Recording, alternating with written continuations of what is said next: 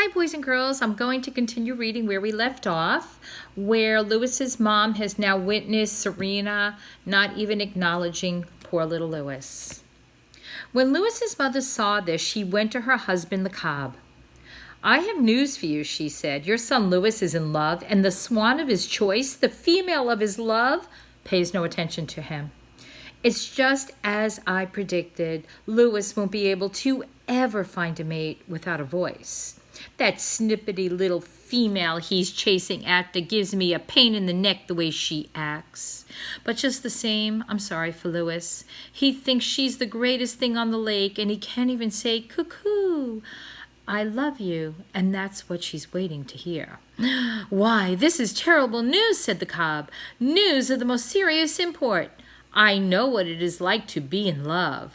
Well, do I remember how painful love can be, how exciting, and in the event of unsuccess, how disappointing and doleful the days and nights. But I am Lewis's father, and I'm not going to take this situation lying down. I shall act. Lewis is a trumpeter swan, noblest of all the waterfowl. He is gay, cheerful, strong, powerful, lusty, good, brave, handsome, reliable, trustworthy, a great flyer, a tremendous swimmer.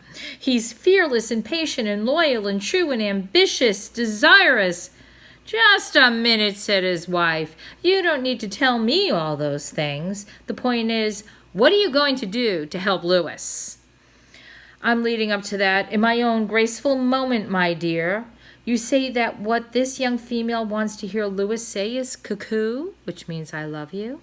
"That's right." "Then she shall hear it," exclaimed the cob.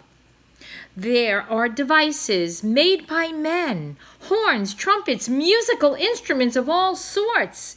These devices are capable of producing sounds similar to the wild sound of nature.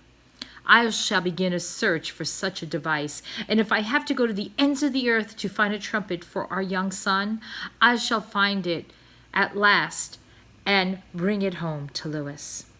"Well, if I may make a suggestion," said his wife, "please don't go to the ends of the earth. Go to Billings, Montana. It's the nearest." Very well. I'll try Billings then. I shall look for a trumpet in Billings. And now, without further ado, I will go. There is no time to lose. Springtime doesn't last forever. Lewis is fleeting. Every minute counts. I'm leaving this instant for Billings, Montana, a great city, beaming with life and with objects made by man. Goodbye, my love. Goodbye, goodbye. I shall return." "What are you going to use for money?" asked the wife. "Trumpets cost money."